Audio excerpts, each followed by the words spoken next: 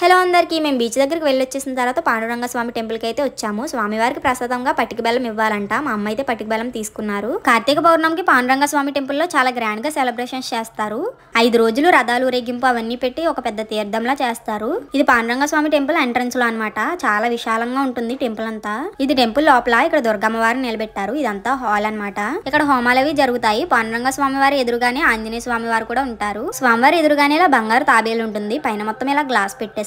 ఇక్కడ ప్రత్యేకత ఏమిటంటే దూరం నుంచి చూసినప్పుడు స్వామివారి నుదుటిపైన జ్యోతి అలా వెలుగుతూనే ఉంటుంది. చూడగానే చాలా బాగా అనిపించింది. వింతలు విచిత్రాలు ఎక్కడో జరగవు, ఇలా మన మధ్యలోనే జరుగుతాయి. నాకైతే స్వామివారిని అలా చూస్తూనే ఉండాలనిపించింది. మీరు ఎప్పుడైనా పాండురంగ స్వామి టెంపుల్ కి వచ్చారా? వస్తే మీరు కూడా స్వామివారి నుదుటిపైన జ్యోతిని చూసారా లేదో కామెంట్ సెక్షన్ లో కామెంట్ చేయండి. ఇక్కడ అసలైన హ్యాపీనెస్ ఏంటంటే లోపలికి వెళ్ళగానే పంతులు గారు చెప్తున్నారు స్వామివారి పాదాలను తాకి నమస్కరించుకోండి అని. నేను ఇప్పటివరకు ఏ టెంపుల్ లోనే ఇలా చూడలేదు. నాకైతే చాలా హ్యాపీ అనిపించింది. ప్లీజ్ వీడియోని లైక్ చేసి మన ఛానల్ ని సబ్స్క్రైబ్ చేయండి. Bye guys, హకునా matata.